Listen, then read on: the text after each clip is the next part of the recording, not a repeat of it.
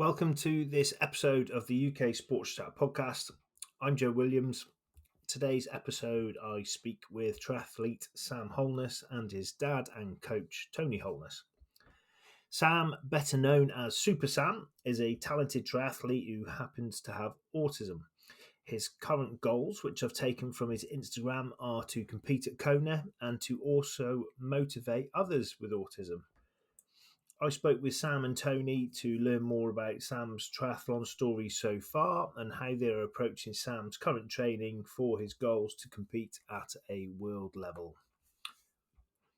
Let us know what you think. You can get in touch with us through our social channels, Twitter, Instagram, Facebook. It'd be good to hear your thoughts on the podcast. Enjoy the rest of your day, and we'll see you next week on the next podcast. Hi, Sam and Tony. How are you? We're very good. Thank you. Very good. I've been training every day, 7 days a week, and Yeah. Friday is my rest day. I knew today was your rest day. I remember us saying when we spoke last week, so it was a good day for us to arrange this today, wasn't it, Sam? It was definitely. Definitely. Good stuff. Okay, so what is it? Well, let's start with that, Sam. What is it you like to do on your rest days when you're not training? Oh, normally on my rest days, I do someone indoor cycle for 90 minutes or a Yeah. build phase, a strength and conditioning. And if I'm not doing any of those, sometimes I go out out for a walk to Kingston, for example, or go for Yeah. shops, or have a coffee in Yeah. Costa, and sometimes I go to the game shop and have a look. Nice. I love a Costa coffee as well. um, what is it that you like about triathlon, Sam? What I like about is the three disciplines: the swim, cycle, the run. Mm-hmm. For New York, within the route, for routes, the new worlds, and the best of all, getting get medals at the end. Yeah, that's. I love getting the medals as well. It's a good bit, isn't it? So, speaking of medals, have you? Do you have a favourite event that you've taken part in? Definitely, my favorite of them all is the superheroes try at Dorney. It's Okay. superheroes try. It's like a fun event with athletes with different disabilities, such as autism, Down syndrome, Caesars, amputees, even Angel Man, different types of disabilities. And my second Yeah, favorite part I is, had a look at. of course, and my second part of the second favorite is Cascais, because the best part in Cascais was I cycled through the F1 track in Israel. Oh wow, that's cool, isn't it? Definitely, That's very cool. of course. Yeah, I had a look at the. Just for listeners to know, we had a chat last week, didn't we, to arrange this, and you mentioned the Dorney Lake event, and I had a look at that, and it looks fantastic. I think we might come and take part in that one next year. Um, Yeah, that'd be fun. yeah. Tell me, how do you prepare for these events then? So on the evening before and on the day of an event? Okay, because I prepare a checklist. I have a checklist. Okay. This checklist makes me checks what I've got to prepare, like swim gear, cycling gear, and running gear, and most importantly, water bottles and nutrition. So I check to see I have everything Hmm. with me. Rinse it on one side, so I can Hmm. get it on the other side and run it in the other, just to make sure everything's sorted and ship shape. And That's for it. dinner, Brilliant. I'm normally a gluten free. I eat gluten free, no red meat, just white meat Hmm. only, add a special shake, for Hmm. example, with bananas or with milk, seeds, and raisins. Hmm. Yeah, that all sounds easy on your gut for the next day for when you're racing. Definitely. Yeah, So yeah. Do you have a favourite discipline out of the three? swim's my favorite discipline of the three. I Hmm. started swimming when I was little before I could speak. Yeah, Uh, brilliant. Swimming also makes me confident and relaxed. Hmm. Yeah, so my son, I know we mentioned this last time, is autistic and he loves swimming, and he's the same as what you just said. It seems to really relax him when we take him swimming. So it's that, yeah, that's lovely to hear. Um, Yeah. I enjoyed your video. I watched it on YouTube, and on there you have got a T-shirt with "Autism is my superpower" on it. Can you tell Yes. me? Yeah, and you've got. Oh, I see you've got one on there as well. Or can you tell me about how you feel your autism helps you with your triathlon training and your racing? Autism is making me motivated, and Yeah, I never miss a training schedule. Never late. yeah. It sounds like you're very focused then.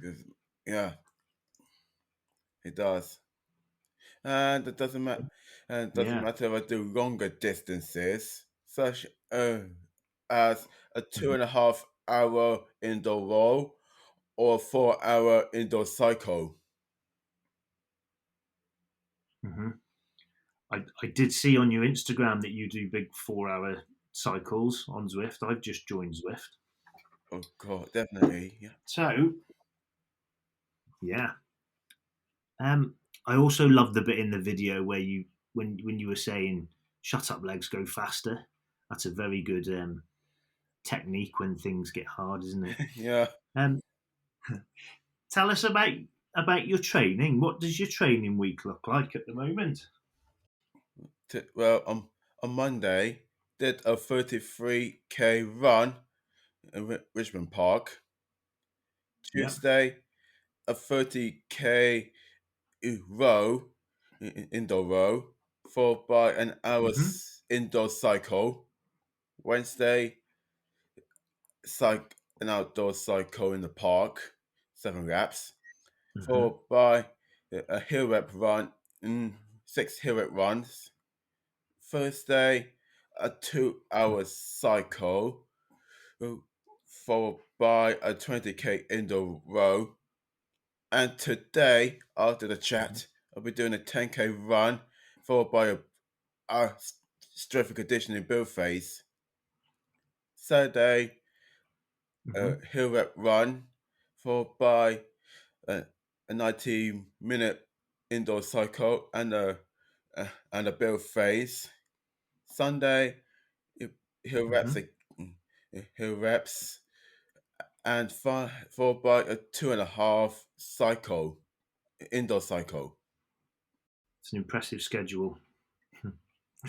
Um, so what do you do strength training? What strength training do you do? I know you mentioned the rowing there. That's very good for your strength, isn't it? Do you do any specific strength training? Well, I do strength and conditioning, such as, Yeah. uh, example, the dumbbell curls, or the kettlebell Yeah. swings, or the deadlifts, Hmm. and even core workouts, for example, the side plank or dead bug. Very good. And you're on Zwift, aren't you? I've seen that you're on Zwift. I am. I'm currently at level 48. You're flying. You were on 47 when we first spoke last week. I was the You've gone. 47. Uh, I'm on level 7 now. I was on oh, level 3, I think, when we first spoke last week. I've picked it up a bit, but I've a long God, way to go to catch you up, haven't I? a very long way. I've only got 2 more levels till I max the cycling. And when that treadmill Yes. comes, I'll be using the treadmill for Swift Run. Oh, nice. You're going to do that as well. Very good. Isn't that you? I'll make sure to follow you on Zwift. You better, yeah. So, last question, Sam. Would you like to give some tips to other people with autism who may not take part in sports, but they would like to? Don't let your autism stop you not doing in sport. I have just become an ambassador for ambitions about autism. That really is fantastic. Well, you'll be inspiring lots of people to take part, I'm sure, in more sports, Sam. Thank you. Yeah, thanks. Tony, you're a triathlon coach and also Sam's dad. Sam's got some serious performance goals of wanting to compete at world level and get to Kona. Which races are you and Sam preparing for currently? Well, we were planning to do Marbella 70.3, but that's cancelled. Then we're going to do Mallorca Ironman as his first one for the year, and that got cancelled. So right now, it's COVID's messing stuff up. So I think we're definitely going to do Cork in August and Wales after that one, as two we think will happen in the time frames. And there's a backup Outlaw 70.3 or something like that. If we get it, if the restrictions allow it to, give him some race practice because he needs to race now. Yes, but when was his last race?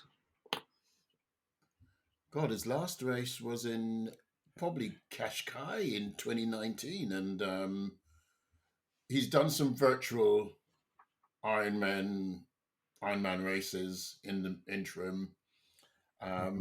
But that's really it. It's the virtual races. I mean, there's just 2020, just it's a lost year, isn't it? In terms of races and competing. Yeah, for everybody, basically. What are your target times to qualify? What are you aiming for? So, the first one is to do sub 11 for his first full Ironman, and that's well on. I think we're looking at hour swim, 5-hour cycle, 4-hour marathon, which is 10 hours. And then whatever happens in the middle should get him sub 11. And he's well on his way to doing that. He just did a virtual Ironman, 70.3, half Ironman. And he did that in 4 hours 46. Yeah. And we know there's more time to gain back on that on the cycling. So, and 4:46 was good. He came 8th out of 383 virtual competitors, and he came 3rd in the UK, and I think top in his age group. So it's looking good. It's good, yeah, very good.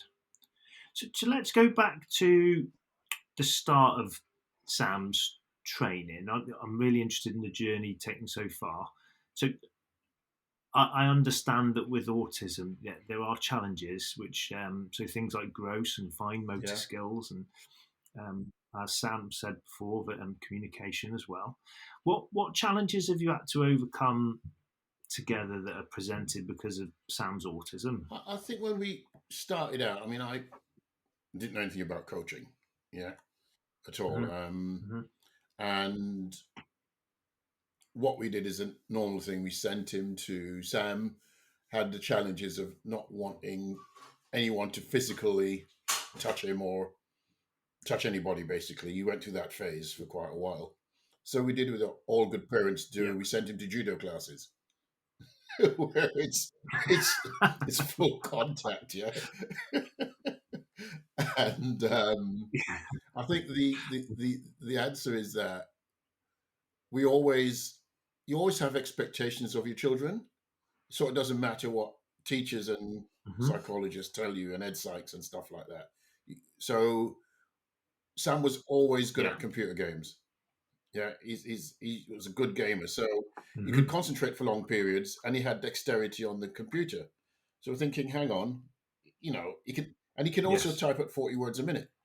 So although the fine motor skills weren't there, when he wanted to do something, it's like you could do it. So we had to find a way to pull that out of him. So he did judo. He got a brown belt, and then we sent him. Yeah.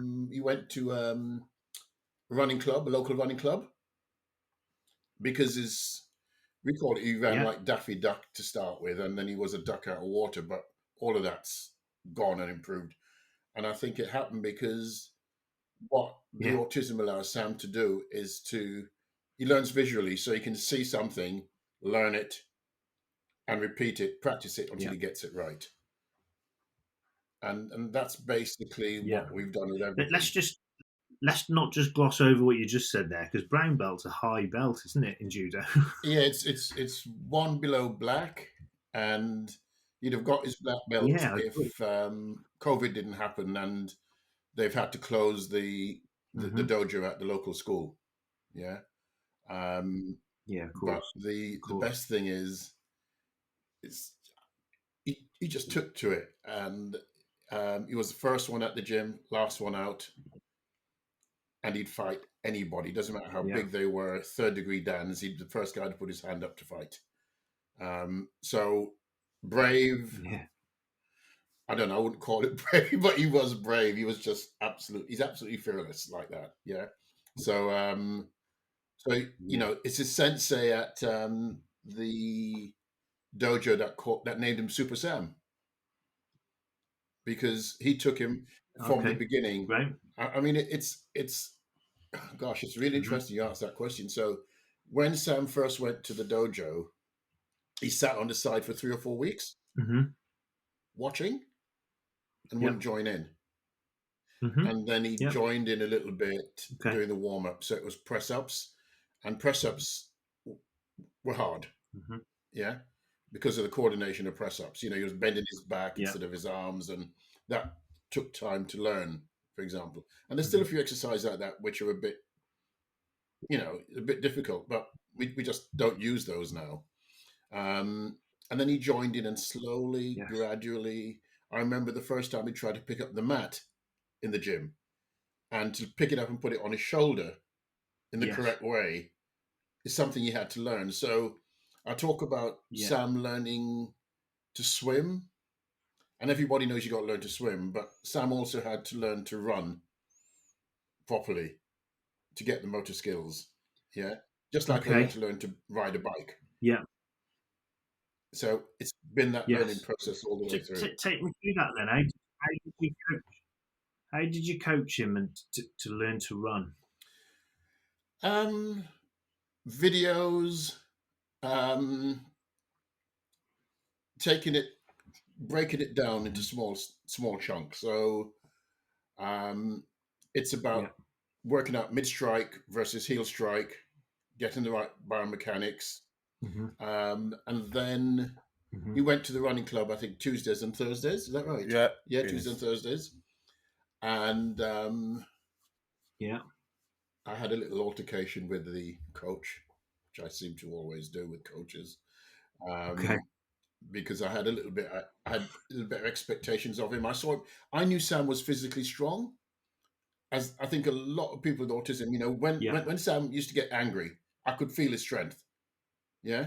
So he had really strong core strength. Everything used his body if we had to have a little, you know what it's like with autistic kids. Yeah, you got to hold him sometimes. Yeah.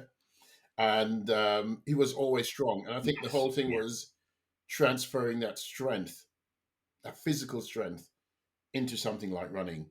So we had to break it right down from the steps to mid-strike, not heel strike, to doing strength conditioning. And it took a long time. To get him to breathe properly was also key. Yeah, because his breathing. So what happened is once he started running, you know, you're swimming already, then your body's forced to breathe in a certain way. And once that breathing takes over, it helped to reduce his anxiety. So that's one reason I think sport is so important. Good. It controls your breathing. It controls, you know, if you're not breathing right, you can't run far. Yeah, when you're tired, it forces your body physically to breathe a certain way. So that's some of the stuff we actually did, and then we took him to park runs, which is also interesting because we had to take him outdoors to run in a group of people. He didn't like crowds. Yeah. And then we saw his competitive Yes. nature come out of Yeah. him because he would just chase people all the At time. parkrun. Yeah. And then you did some 10K races. Did, yeah. Yeah. So we went for the 10K, and then we did a Yeah. first half marathon. Where was that? It was in the river. It was By the River Thames, down yeah. the Weybridge. Yeah. And he clocked, I think, just around 92 minutes. And he'd never done one before on a winter muddy day. And that was like, where did that come from? Yeah. Well, Yeah. it's So it's natural talent. it's natural, but I think once you so that's the training, the judo, the same thing happened. He can skate as well. He can ice skate. So he went to a group Okay. called the Werewolves. Yeah. I'm The awful. Werewolves down in Streatham. I don't know if you ever heard about them. They're Yeah. the founder of that. I don't know them. Do you know them? No. I don't know them. Look No. it up. Streatham Werewolves. They run a skating program for autistic kids, and we took Sam there, and he learned to ice skate. Okay. You know, it took him probably a lot longer than you or I would, but he got significantly better because he took his time to learn and repeat. So lots of things like that. And where he is today. He just keeps pushing. He's got a big engine on him, massive engine, and now we just got to get him faster. Mm-hmm. Sorry, just to go Sure. back a stage. I love how you described that. Running is strength in motion, and that's that journey that you've took him through. It's a really, really good way to explain it. So what differences have you had to do anything different with his strength training, for example? I mean, you mentioned press ups there and things like that because of his motor skills. Yeah, so I think the main thing we've done is he had the good things. We got Sam a PT who's a good friend. He's a really great guy, and he helped Sam with the coordination of lifting weights and stuff like that. And we tend not to do big weights, low reps. We tend to use smaller reps, high reps, so he doesn't injure himself. It's really key. And that's because sometimes to get his back in the right place when lifting heavy weights, he just injure himself, and there's absolutely no need for it. So he does a lot of kettlebells, and I think he also, I think, forgot to tell you, he does yoga every night. Yeah. For stretching, and uses the TRX as well. So we're using his body weight for resistance. And that's the way we've done it. And we don't, but I've also moved away from him doing a lot of running as well, just pounding. And I'd say 90% of his running is done around the football pitch or on trail. It's all trail running. So even some of his times, I know are not fast, but he's on a trail, and he's on a lumpy trail. Yeah, he's not run a marathon on the road yet, and I know he'll be fast on the road because the engine's there. Yeah. So all of that is naturally strong. I think that the main thing for triathlon is strengthening his core, because if you're in the bike position for a long time, one of the things that happened in Qashqai is that because he was in the aero position for the whole cycle, he got IBS. His IBS played up, and then he got bloated and cramps. And for everything I've seen, that's about him strengthening his core. So what we've done in the last 6 months is we've moved to indoor rowing for a lot of his aerobic and anaerobic work and strength and conditioning, because it's a full core workout rowing. It's probably the best exercise.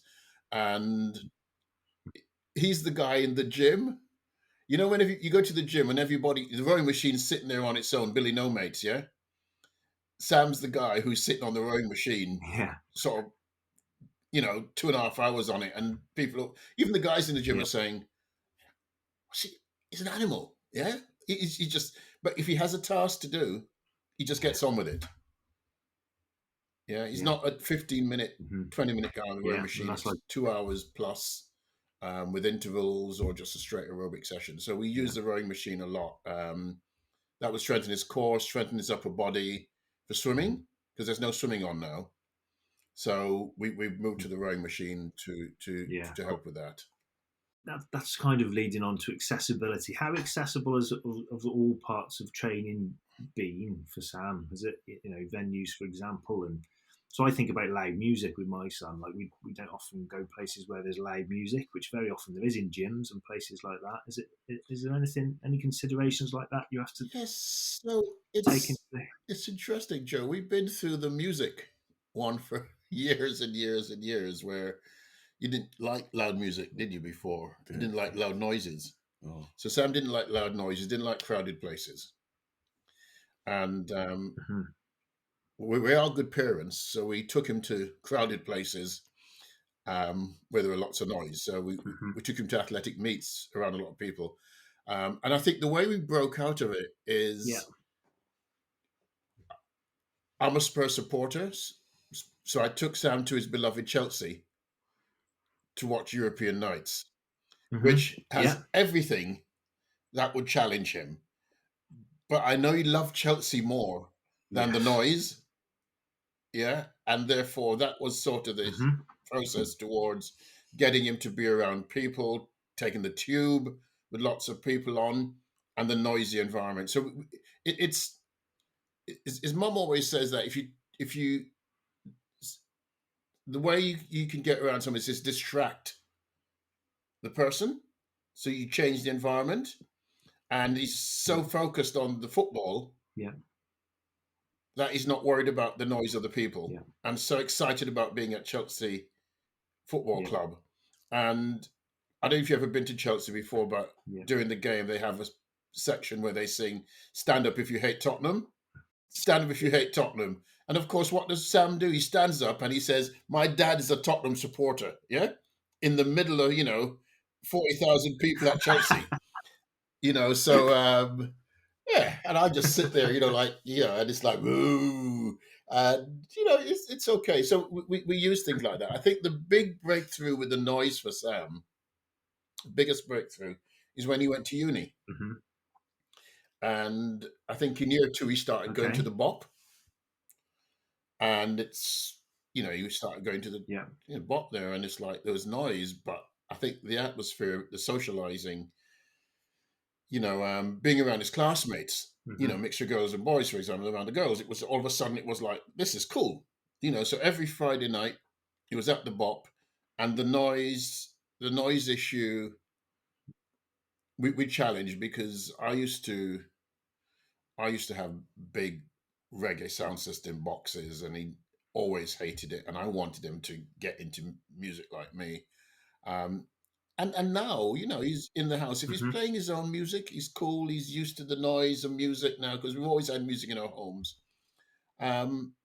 Sometimes he doesn't like it, but it's you never get over it. Yeah. Sometimes you get anxious by the noise, and we always say, go to your room. It's go on the bike and cycle 2 hours. Get away from us. But we're not turning it down for you. So we challenge his space all the time. If we were to really dig into the nitty gritty of his training, and his performance in races at the moment, what's that nitty gritty that you're working on? You mentioned core before, but there's kind of incremental specifics. If you like, so get Sam swim we're cool with, running, it's about speed work. Okay, so his aerobic capacity is huge. So it's about getting the speed work done now. Tracks are closed, but we found a relatively flat part of Richmond Park that he can do some work in. It's a tarmac, so we're doing some speed work there. We're going to start doing some speed work, which means I've got to get on my bike, and be in front of him and get him to follow me. So that's my next task. So we're going to start doing some speed work. It's very key. On the bike, interestingly enough, it's about proper gear selection. Okay. We spent the past few months working on a higher cadence type approach to cycling. So if you look at the cyclists out there, one thing they say about triathlons is, if you cycle in a big gear, you're going to be using the muscles you need to run. Whereas if you're in a lower gear and you're spinning a lot more, you'll save a lot more yourself for the run. So we've moved up probably from about 75 RPM up to about 90 RPM. So he's more of a Chris Froome type of cyclist now than, you know, someone churning out the big gears. So that's one thing we've done to save his legs.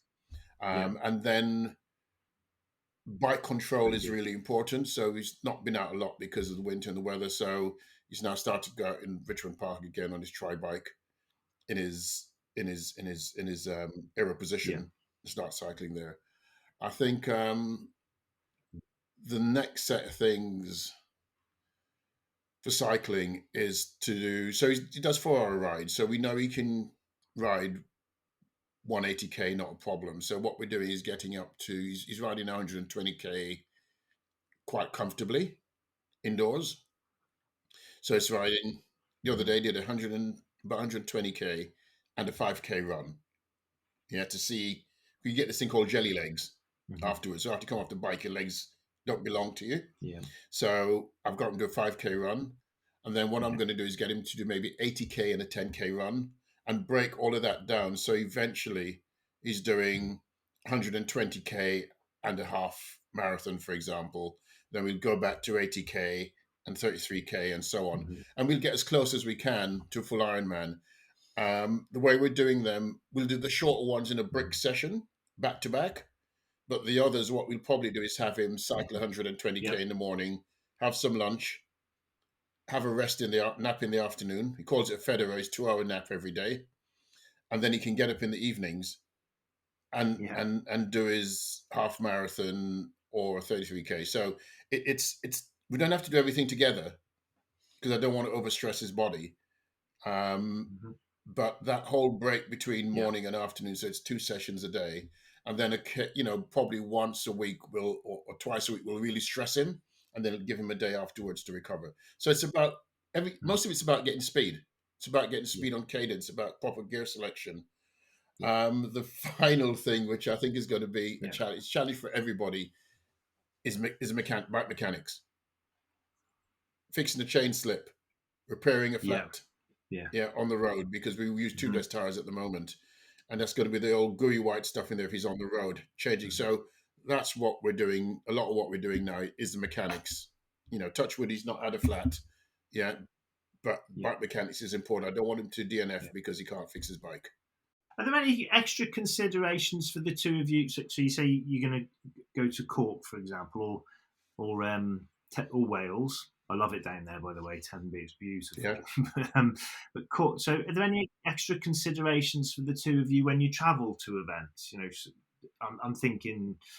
So when my son goes, we have support from a local hospice, so we'll make sure he's got all of his teddies set up the way he has them set up in his bedrooms. He's 8, and that comforts him. Is there any things with travel that you have to consider and make sure they're in place?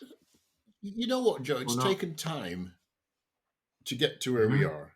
And I think I tell everybody that when they meet Sam, it's the 28th, he's 28 next week.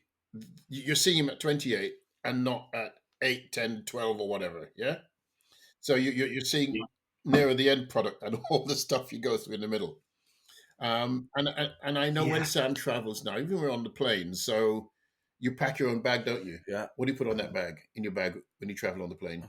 Normally, I pack my DVD player, portable DVD player, with games such as 3 discs on my Switch, some magazines, and Sudoku, and some snacks. Yeah. So he has his pack that he carries with him. So he can listen to music, watch DVDs, videos, the things that calm him down, that are familiar. The big one that we made a mistake with over the years is he can't eat. He has to have gluten-free, no red meat 2 days before he travels on a plane or does long journeys. Just upsets his stomach.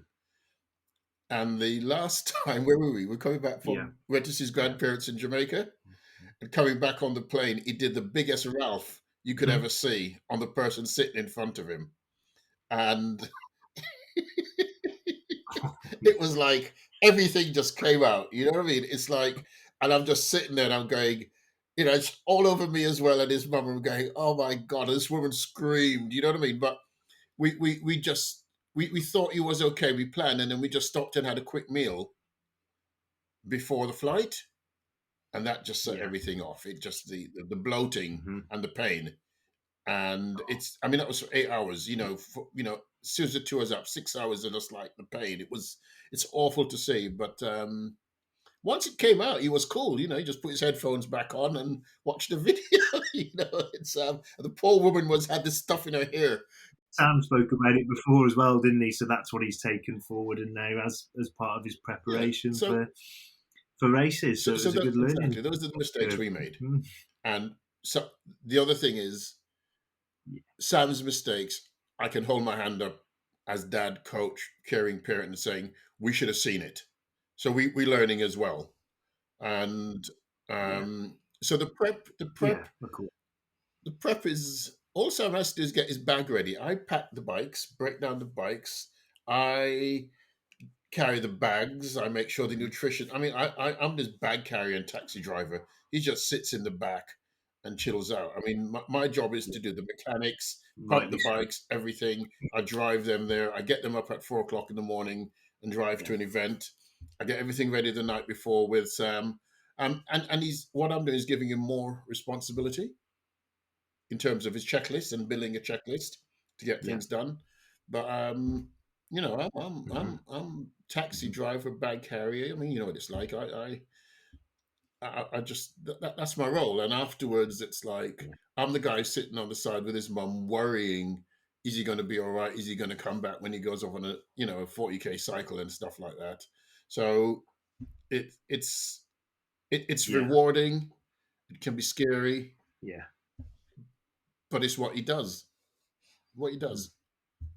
A lot of my questions really are pointed towards barriers, and if I think about just in general, and I mean Yeah. in society, so 9 out of 10 places we go, there's probably not the right changing facilities, let alone people championing people with additional needs taking part in sports, at high levels like this. What other support and things are needed, in your opinion, to make sports more accessible for people with additional needs? Look, there's so much. I can't even. Yeah, It's probably a whole other podcast on this. So the first thing is coaches. yeah, yeah. So coaches need to be trained or coached to coach people like Sam. And in saying Hmm. that, they have to have They need to have reasonable expectations of them. I call it about Hmm. finding Hmm. somebody's gift. Okay, the thing that makes them happy, Yeah. makes them smile, and then nurturing that and bring it to the fore. So a lot of coaches meet someone like Sam and they sort of go, well, autism. He's not necessarily interacting with me, talking to me. So they talk to the other people. As a matter of fact, sometimes when I'm with him, they talk to me, and I've got to say, speak to Sam. Yeah, he's the Hmm. athlete. He's your Yeah. customer. Don't talk to me. It's like I've got to translate. Hmm. Um, Hmm. and there's a little story behind that. That when he was at school, his house had it's a local comp here, and they had a swimming meet, and they wanted volunteers to swim. And Yeah. they sent a note home with Sam saying, "Can he swim? Hmm. Does he understand what swimming is?" And Marky's been swimming since he's been 3 or 4, Hmm. and he was one of the best swimmers in the school. And they just totally overlooked him, and probably Yeah. overlooked him because he wasn't a great footballer. Yeah. You know, he wasn't a gobby kid, that sort of stuff. So he wasn't shy, but he just wasn't necessarily seen in that light, for example. So talent spotting, Hmm.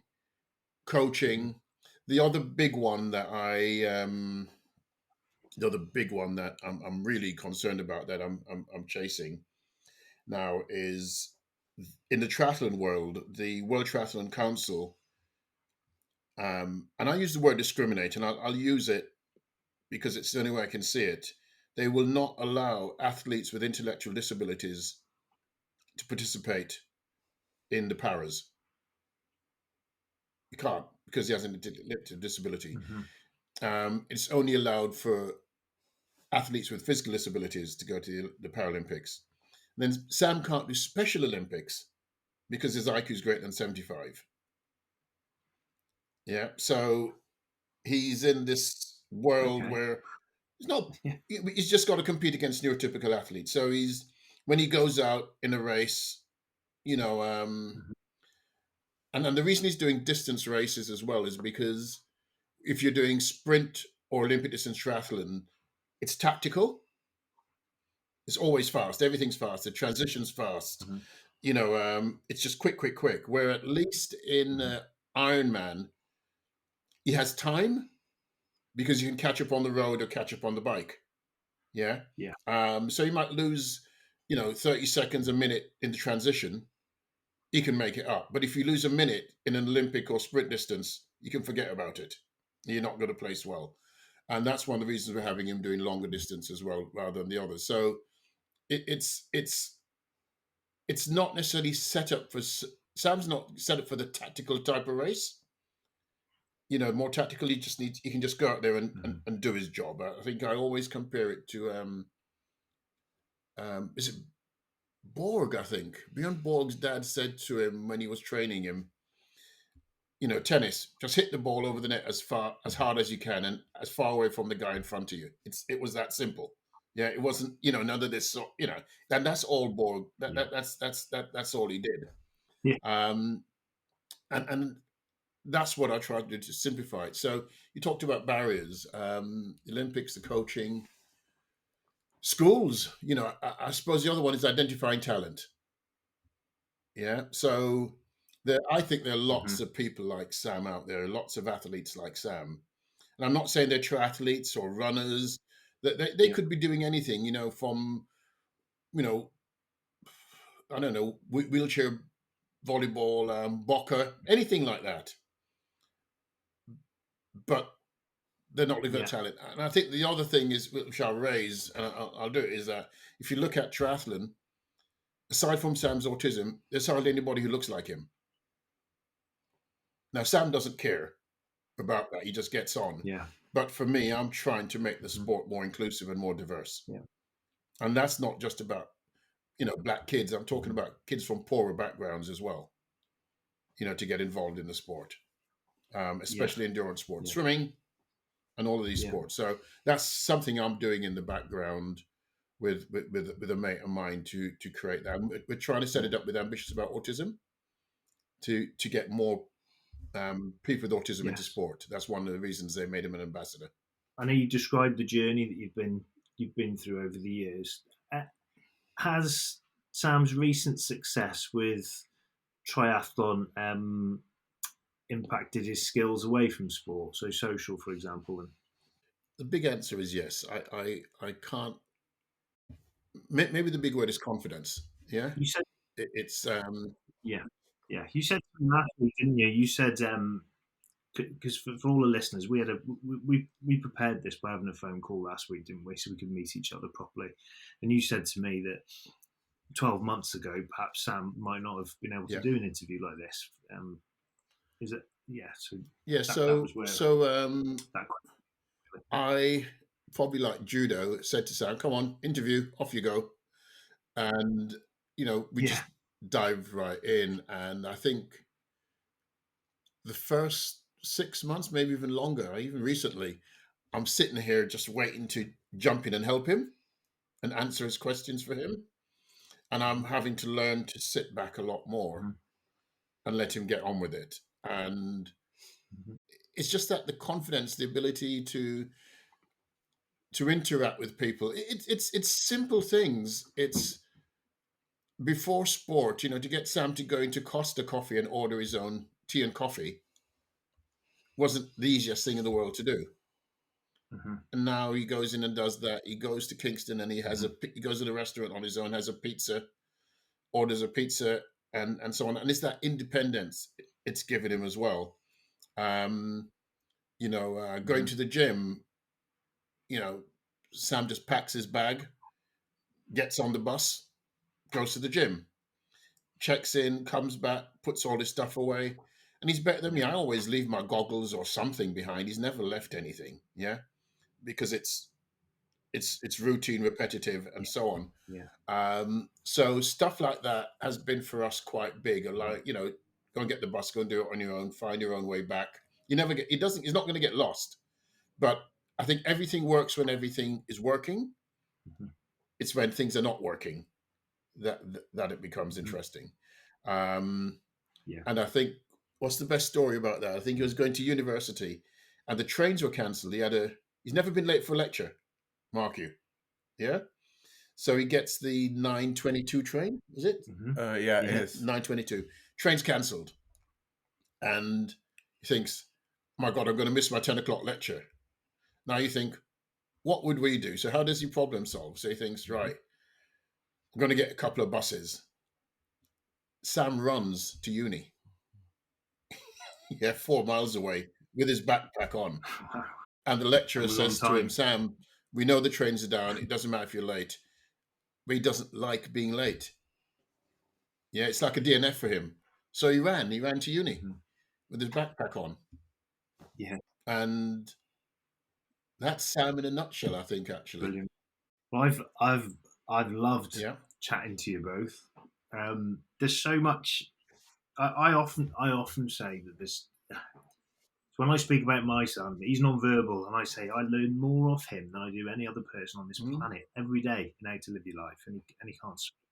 And the things that you've told us there, I mean, just the story of patience and persistence and resilience. So sitting at judo for 4 weeks before he actually joined in, and then the focus and the determination and the will, etc., to compete. It's finding that spark, that one thing that works. That everything you're describing applies to everybody, but not everybody will apply themselves and dedicate themselves or take the time.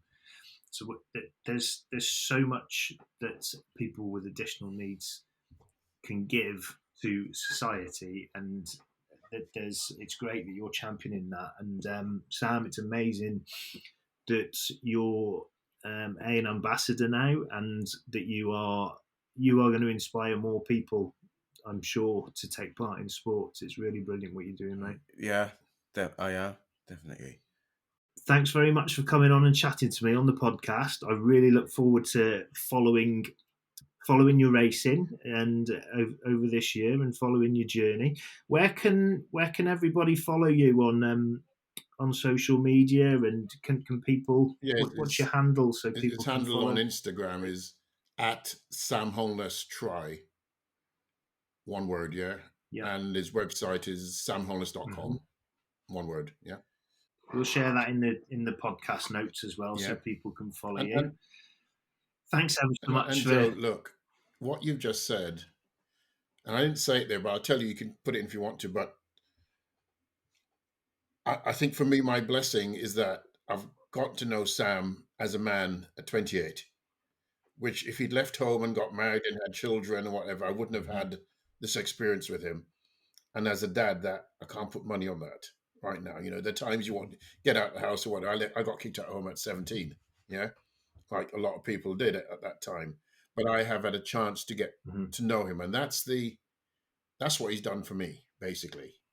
Yeah, so that's yeah, it's brilliant. that's just saying about your boy as well. Yeah, it's I just understand entirely. Big thank you from me to Tony and Sam for coming on and chatting to us.